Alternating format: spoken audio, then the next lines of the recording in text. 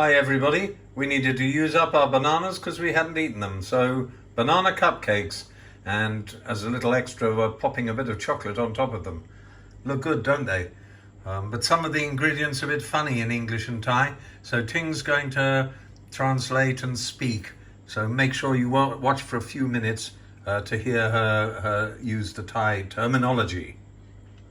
เพื่อนๆถ้าเข้ามาดูชมคลิปของเราเราอยากให้เพื่อนๆดู3 นาทีนะคะเพื่อที่จะไม่ได้เป็นสแปมหลังบ้านเราแล้วเราจะกลับไปหาเพื่อนทุกคนค่ะ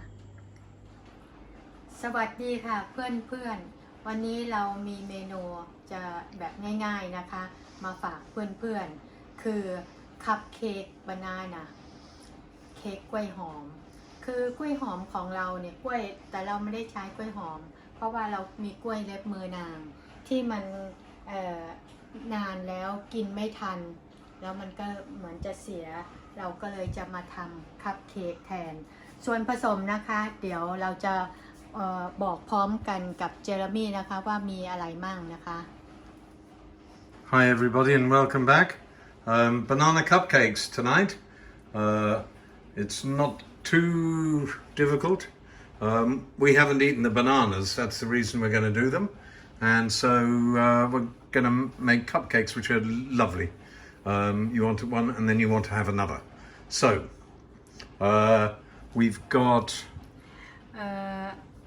flour นะแป้งนี้เราใช้แป้งอเนกประสงค์นะคะน้ำหนัก300 กรัมค่ะ300 grams of all-purpose flour.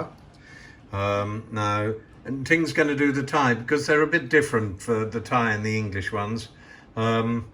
This one here is baking powder, and it's 2 teaspoons. อันนี้ผงฟู2 ช้อนชาค่ะ This is baking soda, and that is 2 teaspoons as well.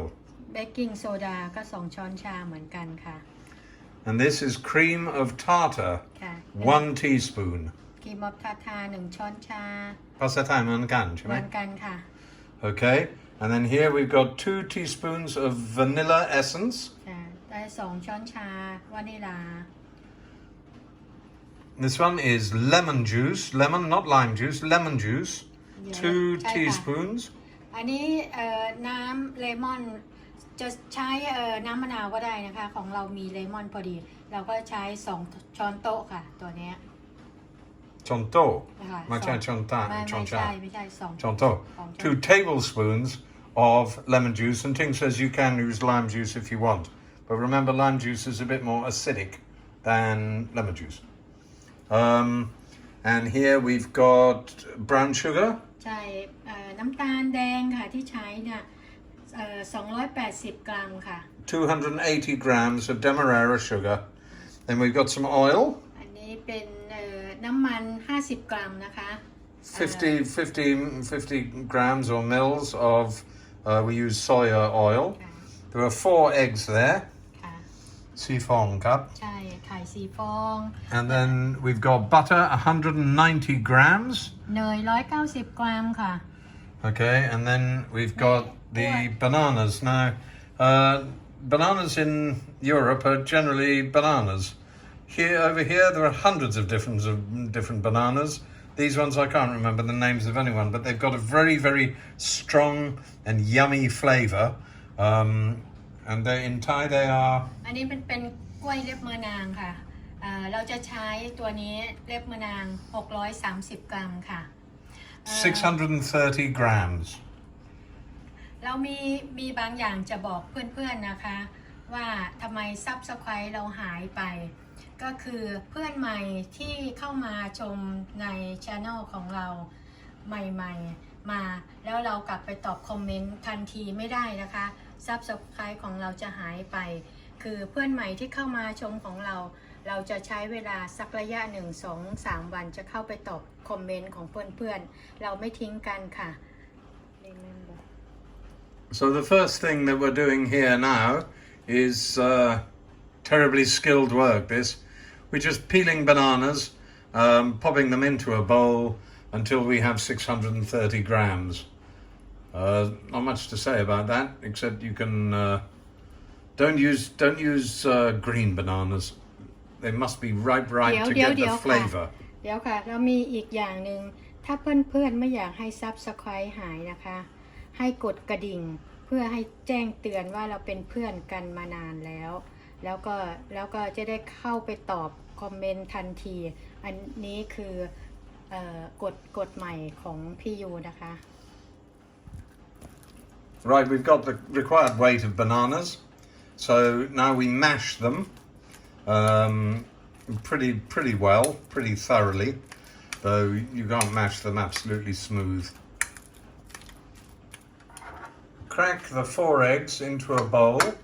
The other thing to do at this stage is, before we start beating everything up, is pop your oven on for 180 degrees. The other thing we need to do before we start beating everything up is to mix the baking powder, the baking soda, the cream of tartar in with the flour. And some people may be surprised there isn't any salt in this recipe, but we're using salted butter, so there is no need for it. There's all of the powders gone together into the flour. The next thing we're going to do is beat the butter with the sugar. With the little hand mixer, we're beating the butter, which has come nice and soft quickly, with the sugar bit by bit. Mix it around. There's a bit more. That's blended well together now. So the next stage is to add the eggs one at a time, which can be done by pouring in a yolk with some white and mixing it around. And when you feel that's gone to the right extent, you can of course pop in another one. And do this for all 4 eggs. All the eggs are in there and it's looking pretty smooth. So now the vanilla is the next thing to go in. And then we pause.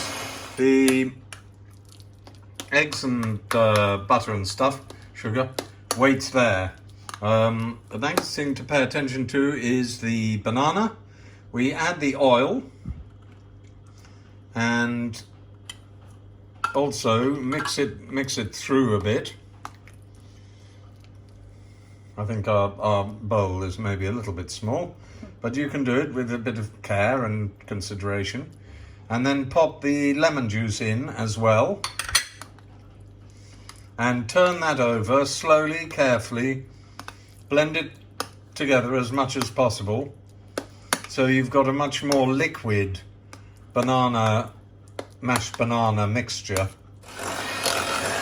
And here we go with that. So a spoonful of banana, or 2 even. 2 spoonfuls of banana go in, and they get whisked around. And then some flour, a couple of spoonfuls of flour go in, and are mixed around. And you make sure that's well mixed before you do the next couple of spoons of banana and the next couple of spoons of flour until everything is complete.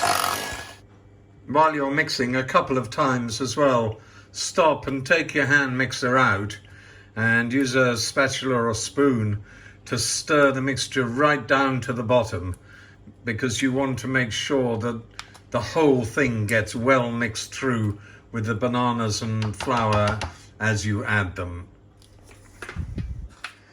Once that's fully mixed up, you can get all your little cupcake doobies ready.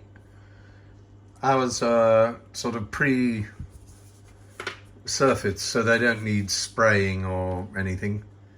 Just fill them up. Don't fill them full because of course it expands in the oven. And fill as many as you need, like so. There we are. we've got 15 little cupcakes out of that, and now we're ready to pop them in the oven. I think they're a bit full, but we'll see. So the oven is ready. Anything else you need to say before it goes in? I just want to ask you would like to pop in the dark chocolate,ไหม? I don't think we should at the moment. You can break up little bits of chocolate and pop them in, some of them, if you want. We found some rather good Belgian dark chocolate in a shop, reduced at a remarkably reduced price. So we bought a bar, and Ting's very fond of dark chocolate in small quantities. So we are going to apply a small square. Not all of them will have this because we're not greedy. We don't mind having some plain ones.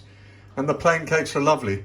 There's also some white chocolate which came from Spain and was remarkably well priced, so I'm very fond of white chocolate, so we bought that as well. It just adds a little je ne sais quoi to the flavour in the end. Here they are, going into the oven now, onto the middle shelf. Wait 20 minutes and look forward to them. Right, we've taken them out of the oven, and we actually checked after 20 minutes, and although they looked okay, the tops weren't brown. And as you can see, the brown tops are exactly what you want. So we put them back in for another 10 minutes. And after half an hour, they've come out and they're absolutely perfectly ready to be nibbled. But you have to leave them to cool for about half an hour or 45 minutes even after you've taken them out, before you remove them from their container, just to let everything solidify. So there we are, the final product. We're about to take them through and enjoy them. And we hope that you enjoy them too. Yes, don't eat too many.